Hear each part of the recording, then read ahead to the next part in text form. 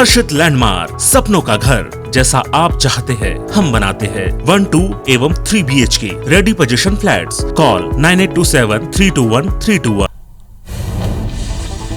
पंजाब में सियासी हलचल के बीच पूर्व सीएम कैप्टन अमरिंदर सिंह ने दिल्ली में केंद्रीय गृह मंत्री अमित शाह से मुलाकात की है। शाह के आवास पर यह बैठक करीब 45 मिनट चली है। बताया जा रहा है कि इस दौरान जेपी नड्डा भी मौजूद थे। कैप्टन अमरिंदर सिंह के बीजेपी में शामिल होने की अटकलें लगाई जा रही थी। इस मुलाकात ने इन अटकलों को और हवा दे दी है। कयास लगाया जा रहा है कि कैप्टन अमरिंदर सिंह को बीजेपी मोदी कैबिनेट में मंत्री बनाने का ऑफर दे सकती है। पंजाब की कांग्रेस सरकार में चल रहे संकट को लेकर अब वरिष्ठ कांग्रेसी कपिल सिब्बल ने नाराजगी जाहिर की है। पार्टी के लीडरशिप पर सवाल उठा चुके सिब्बल ने कहा कि कांग्रेस का कोई इलेक्टेड प्रेसिडेंट नहीं है, पर फैसला कोई न कोई तो ले ही रहा है। न गलत हो और न सही हो, ये चर्चा वर्किंग कमेटी में होनी चाहिए। लोग पार्टी छोड़कर क्यों जा रहे हैं, सोचने की जरूरत है। कपिल सिब्बल ने कहा कि कांग्रेस को हम कमजोर होते नहीं देख सकते हैं। हम कितने समय से इंतजार कर रहे हैं, इंतजार की भी हद होती है। हम उन लोगों में से हैं जो कि कांग्रेस के साथ खड़े रहे हैं। हमने कभी कांग्रेस के खिलाफ बयान नहीं दिया है। पंजाब में जो हो रहा था उस पर हम लोगों में से किसी ने टिप्पणी नहीं की है। कांग्रेस के सीनियर नेता गुलाम नबी आजाद ने पार्टी की अंतरिम अध्यक्ष सोनिया गांधी को पत्र लिखा है, जिसमें उन्होंने मांग की है कि कांग्रेस वर्किंग कमेटी की बैठक बुलाई जाए। उन्होंने बैठक में खुलकर चर्चा की मांग की है। पीडीपी के अध्यक्ष महबूबा मुफ्ती ने बड़ा दावा किया है। उन्होंने बताया कि मुझे फिर से नजरबंद कर दिया गया है। पूर्व मुख्यमंत्री ने कहा कि वो जम्मू कश्मीर के पुलवामा जिले पर जाने के लिए योजना बना रही थी, तभी उन्हें नजरबंद कर दिया गया। केरल के मलप्पुरम में एक कार्यक्रम के दौरान राहुल गांधी ने पीएम मोदी पर जमकर निशाना साधा है। उन्होंने कहा कि प्रधानमंत्री भारतीयों के बीच के संबंध तोड़ रहे हैं, इसलिए मैं उनका विरोध करता हूं और जिस तरह से वो भारतीयों के बीच में रिश्ते को तोड़ते हैं, उसी तरह से भारत के लोगों के बीच सेतु का निर्माण करना मेरा काम है।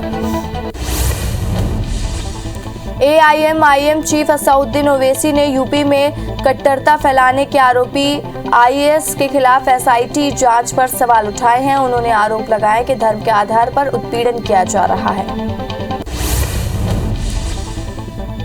लुजिनो फ्लोरियो कोलकाता में TMC में शामिल हो गए हैं और फ्लोरियो आज राज्य सचिवालय नबन्ना पहुंचे थे और पश्चिम बंगाल की सीएम ममता बनर्जी से मुलाकात की है। वहीं फ्लोरियो के साथ पूर्व विधायक, IPS अधिकारी, लघु मामलेदार और साहित्य अकेडमी पुरस्कार विजेता N शिवदास समेत कुल 10 नेताओं ने TMC की सदस्यता ली है। प्रधानमंत्री नरेंद्र मोदी की अध्यक्षता में कैबिनेट की बैठक हुई है। इस बैठक के बाद केंद्रीय मंत्री अनुराग ठाकुर ने बताया कि रतलाम रेलवे लाइन के दोहरीकरण को मंजूरी मिल गई है। ये 133 किलोमीटर लंबा रूट है। वहीं गुजरात में राजकोट और कालानास पे 111 किलोमीटर की लाइन को भी डिजाइन कर दिया और डबलिंग की मंजूरी दे दी गई है। इसके साथ ही पीएम पोषण शक्ति निर्माण योजना को मंजूरी दी गई है। इसके तहत सरकारी और सरकारी सहायता प्राप्त स्कूलों में पढ़ने वाले लोगों को दोपहर का खाना दिया जाएगा। इसमें 1 लाख करोड़ से ज्यादा का खर्च होगा। मोदी सरकार ने फैसला किया है कि मिड डे मील योजना का विस्तार होगा। ये योजना पहली क्लास की बजाय नर्सरी से ही शुरू होगी। वहीं प्रधानमंत्री नरेंद्र मोदी ने कहा कि भारतीय रेलवे के विकास पे एक नया अध्यक्ष जुड़ने वाला है। सरकार ने एक महत्वपूर्ण निर्णय लेते हुए नीमच रतलाम रेल लाइन के दोहरीकरण को मंजूरी दी है। इससे जहां क्षेत्र के सामाजिक और आर्थिक विकास को नई गति मिलेगी, वहीं स्थानीय पर्यटन को भी बढ़ावा मिलेगा।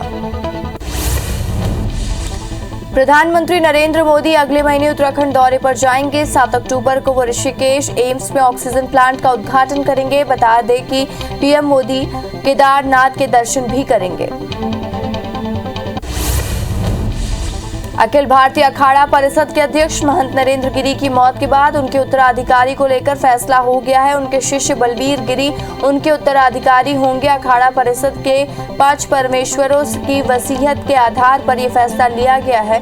महंत बलबीर गिरी को बाघंबरी मठ की गद्दी पर बैठाया जाएगा। अफगानिस्तान की सत्ता पर काबिज तालिबान ने पहला औपचारिक पत्र भारत को भेजा है, जिसमें उसने काबुल तक कमर्शियल फ्लाइट शुरू किए जाने की अपील की है। इस पर नागरिक उड्डयन मंत्रालय समीक्षा कर रहा है। भारत ने 15 अगस्त से ही काबुल के लिए अपनी सभी कमर्शियल फ्लाइट पर रोक लगा दी है।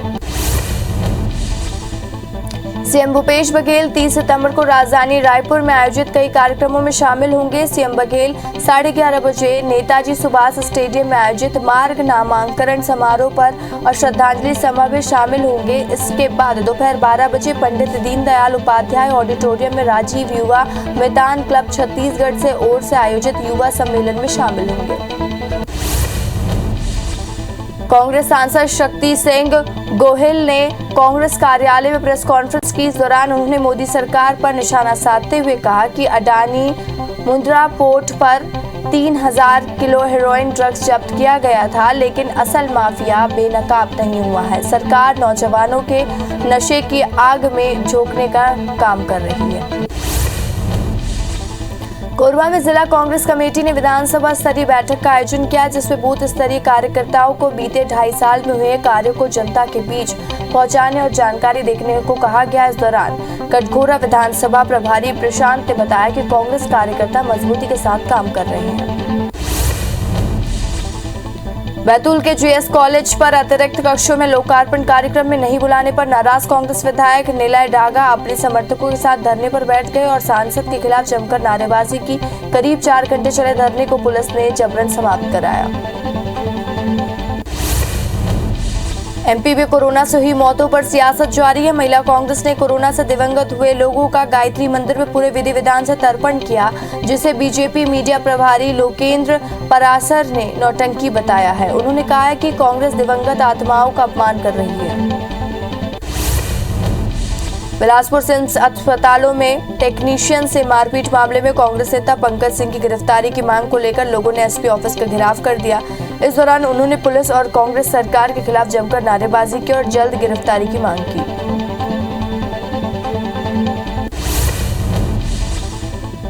कवर्धा के बोरला में हाई स्कूल के छात्रों ने नए अंग्रेजी मीडियम स्कूल के लिए पुराने स्कूल भवन के उपयोग किए जाने का विरोध जताया। साथ ही 4 सूत्री मांगों को लेकर तहसीलदार को ज्ञापन सौंपा। छात्रों ने 7 दिन के अंदर मांग पूरी नहीं होने पर उग्र आंदोलन की चेतावनी दी।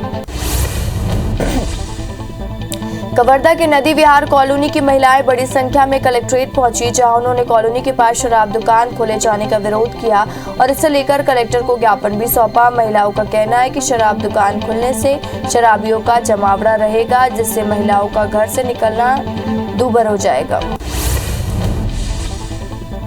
विदिशा के बीना व्यावरा हाईवे पर लोगों ने अपने मवेशियों के साथ चक्का जाम कर दिया, जिसकी सूचना मिलते ही पुलिस मौके पर पहुंची और लोगों को समझाइश देकर जाम को खुलवाया। लोगों के मुताबिक गौशाला की व्यवस्था नहीं होने के कारण आए दिन मवेशियों की मौत हो रही है, लेकिन प्रशासन इस ओर ध्यान नहीं दे रहा है।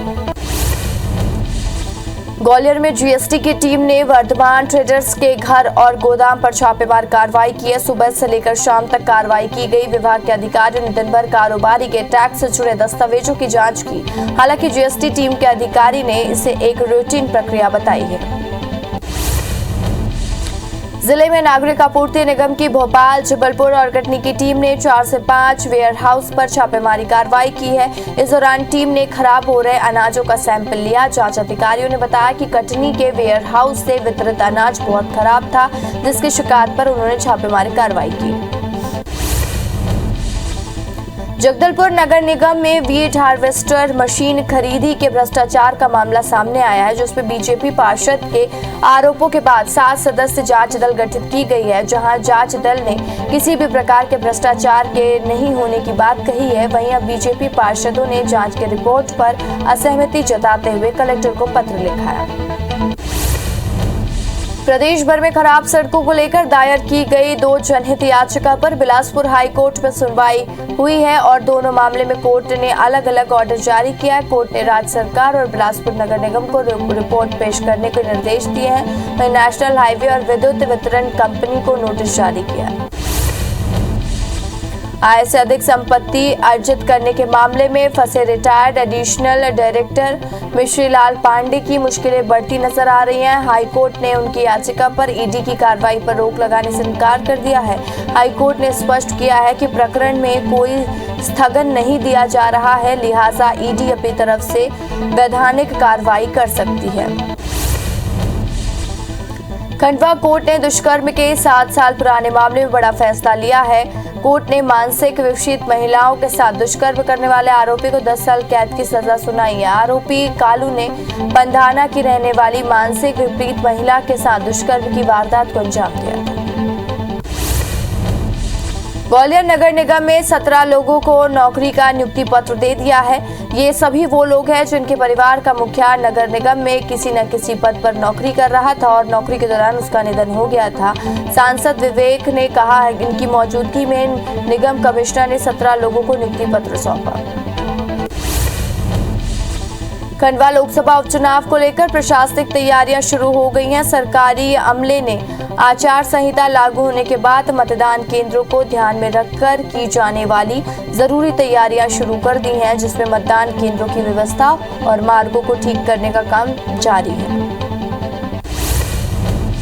बलरामपुर के नवपदस्थ कलेक्टर कुंदन कुमार ने ज्वाइन करते ही पंडो जनजाति के रहवासी इलाके में चौपाल लगाई और पंडो जनजाति के एक लोगों से बात की। इस दौरान उन्होंने स्वास्थ्य विभाग को सभी लोगों के मेडिकल टेस्ट कराने के निर्देश भी दिए।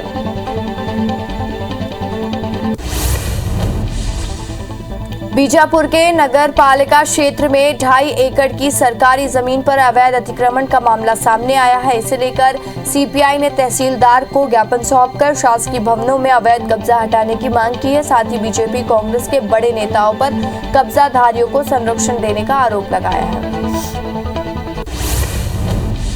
पत्थलगांव में अज्ञात बीमारी से 3 लोगों की मौत हो गई है। मामले की जांच के लिए कब्र खोदकर पोस्टमार्टम कराया गया, जिसमें डेंगू और कोरोना के लक्षण नहीं मिले हैं।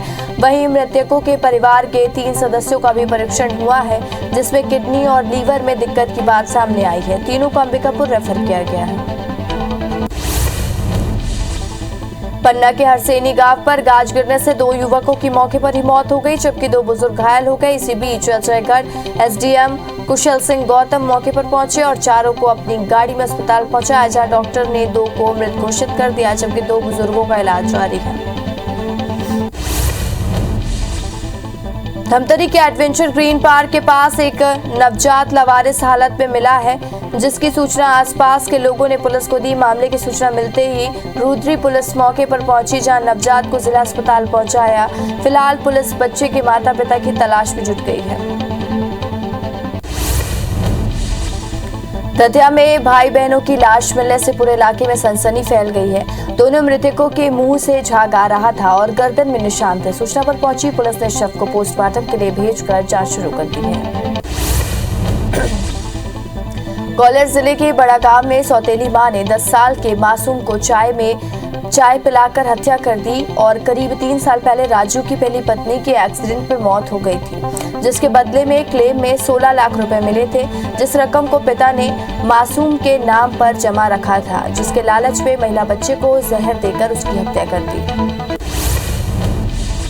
ग्वालियर में दुष्कर्म और ब्लैकमेलिंग के आरोपी को पुलिस ने गिरफ्तार कर लिया है। आरोपी ने शादी का झांसा देकर युवती से दुष्कर्म का वीडियो बना लिया था, फिर दूसरी लड़की से शादी कर ली। इसी बीच लड़की की भी दूसरे से सगाई हो गई, जिससे नाराज आरोपी ने लड़की के ससुराल वालों को वीडियो भेज दिया। इसकी शिकायत पीड़िता ने थाने में की। एटीएम टैंपरिंग के मामले पर अंबिकापुर पुलिस ने अंतर्राज्यीय गिरोह के एक आरोपी को गिरफ्तार किया है। आरोपी ने अंबिकापुर समेत दूसरे प्रदेश में भी कई एटीएम टैंपरिंग पर करीब 80,000 की चोरी की है। गिरफ्तार आरोपी अनिल कुमार यूपी के प्रतापगढ़ का रहने वाला है। जांजगीर के नवागढ़ पुलिस ने खाते से रकम की हेराफेरी करने वाले पोस्टमास्टर को धोखाधड़ी के आरोप में गिरफ्तार कर लिया है और आरोपी पोस्टमास्टर सुनील सिमरा गांव के पोस्ट ऑफिस पे पदस्थ है, जिसने अवरित गांव में रहने वाले शिवाजी सिंह की 2 बेटियों के खाते से 12,000 रुपए निकाल लिए थे। ग्वालियर के थाटीपुर में एक फूफा ने अपने ही भतीजे के साथ धोखाधड़ी की है। फूफा ने भतीजे की जमीन बेचने के नाम पर 30 लाख रुपए लिए और अनुबंध कर दिया, लेकिन ना तो रजिस्ट्री की और ना ही रुपए वापस दिए। इसकी शिकायत संजय सिंह कुशवाहा ने थाने में दर्ज कराई, जिसके आधार पर पुलिस ने 3 लोगों के खिलाफ केस दर्ज कर लिया है। गोबरा नवापारा पुलिस ने नौकरी लगाने के नाम पर 2 युवकों से 22 लाख रुपए की ठगी करने वाले आरोपी को गिरफ्तार किया। आरोपी सिद्धार्थ बंगानी ने शीतलापारा में तारेश्वर साहू से 20 लाख और अनुराग राव से 2 लाख रुपए लिए थे, लेकिन नौकरी नहीं लगाई, जिसकी शिकायत गोबरा नवापारा थाने में की गई थी। विदिशा में नए बस स्टैंड में अज्ञात चोर ने बस के अंदर से 2.5 लाख रुपए से भरा बैग पार कर लिया, जिसकी शिकायत पीड़ित ध्रुव नारायण नावले ने थाने में जाकर की और पीड़ित के मुताबिक उसने अपने मकान के लिए बैंक से 2.5 लाख निकाले थे, जिसे किसी ने चोरी कर लिया। फिलहाल पुलिस ने केस दर्ज कर मामले की जांच शुरू कर दी है। इंदौर की बाड़गंगा पुलिस ने चोरी की वारदात को अंजाम देने वाले 5 आरोपियों को गिरफ्तार किया। साथ ही उनके पास से 7 लाख के सोने के जेवरात भी बरामद किए हैं। आरोपियों ने शिवनगर में रहने वाले दिनेश के घर में चोरी की वारदात को अंजाम दिया था। महासमुंद में चोरों ने पुलिस अधिकारियों के घरों को निशाना बनाया है। बीती रात एसपी के घर में ताले टूटे मिले हैं। वहीं एसपी बंगले के सामने से सरकारी क्वार्टर में 3 घरों में ताले भी टूट गए थे। इस तरह कुल 4 घरों के ताले टूटे मिले हैं। फिलहाल पुलिस ने केस दर्ज कर लिया है और आरोपियों की तलाश शुरू कर दी है। भोपाल के गुलियादाई मोहल्ले पर एक महिला चेन स्नैचिंग का शिकार हो गई। पुलिस के मुताबिक महिला अपने घर की ओर जा रही थी, तभी एक युवक आया और महिला के गले से चेन छीनकर फरार हो गया। पुलिस ने सीसीटीवी फुटेज के आधार पर आरोपी की तलाश शुरू कर दी है। वहीं डीआईजी ने आरोपी पर 20,000 का इनाम घोषित किया है। ग्वालियर की पुरानी छावनी में पुलिसकर्मियों का बदमाशों से आमना सामना हो गया। इस दौरान बदमाशों ने पुलिस पर हमला करने की कोशिश की, लेकिन पुलिस ने 3 बदमाशों को गिरफ्तार कर लिया। वहीं 2 फरार हो गए। गिरफ्तार बदमाशों के पास से एक देसी कट्टा, जिंदा कारतूस और चाकू बरामद किया गया। रायसेन में एक कैदी पुलिस को चकमा देकर फरार हो गया। हत्या के मामले में आजीवन कारावास की सजा काट रहे पिता पुत्र को पुलिस के थाने लेकर गई थी और इस दौरान मौका पाकर आरोपी राजकुमार भाग गया। फिलहाल पुलिस आरोपी की तलाश में जुटी हुई है। रीवा के जने में सट्टे में हारे रुपए चुकाने के लिए एक युवक ने थाने में ठगी की फर्जी रिपोर्ट लिखवा दी। पुलिस ने मामले की जांच की तो पता चला युवक खुद ठगी की साजिश रचने वाला मास्टरमाइंड है, जिसके बाद पुलिस ने उसे गिरफ्तार कर लिया था। साथ ही आरोपी के दोस्त के पास छिपा कर रखे रुपए और मोबाइल बरामद किए गए। कटनी की कोतवाली पुलिस ने ऑनलाइन सट्टे के खेल का पर्दाफाश करते हुए एक आरोपी को गिरफ्तार किया। हालांकि 2 आरोपी फरार हो गए हैं। पुलिस ने आरोपी के पास से 30,500 कैश, 23 लाख रुपए का लेखा जोखा, एक टीवी, एक कंप्यूटर समेत 8 मोबाइल जब्त किया है। आरोपी आईपीएल के दौरान ऑनलाइन सट्टा लगाते थे। जबलपुर की मंझौली पुलिस ने नकली नोटों के गोरख धंधे का खुलासा किया है। पुलिस ने 10,300 रुपए के नकली नोटों के साथ एक आरोपी को गिरफ्तार किया है। आरोपी महाराष्ट्र के नागपुर से 200 और 500 रुपए के नकली नोट लाता था और उन्हें ग्रामीण क्षेत्र के दुकानों में खपाता था। इंदौर क्राइम ब्रांच के नकली गुटखा पाउच बनाने वाली 2 फैक्ट्री पर छापेमार कार्रवाई करते हुए 7 आरोपियों को गिरफ्तार किया गया। साथ ही फैक्ट्री से 1 करोड़ से ज्यादा के नकली गुटखा पाउच समेत मशीनों को जब्त किया गया। फिलहाल दोनों फैक्ट्रियों को सील कर दिया गया है।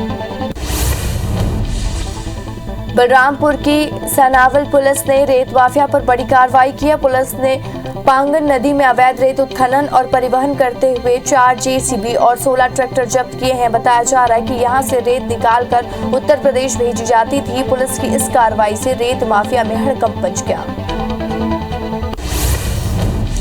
उमरिया के स्वास्थ्य विभाग में पदस्थ डीसीएम निधि अग्रवाल की आशा कार्यकर्ता से रिश्वत मांगते हुए ऑडियो वायरल हो रहा है, जिसके बाद कलेक्टर ने डीसीएम को पद से हटाने और जांच के आदेश दिए हैं। साथ ही सीएमएचओ के अकाउंट शाखा को सील करा दिया है।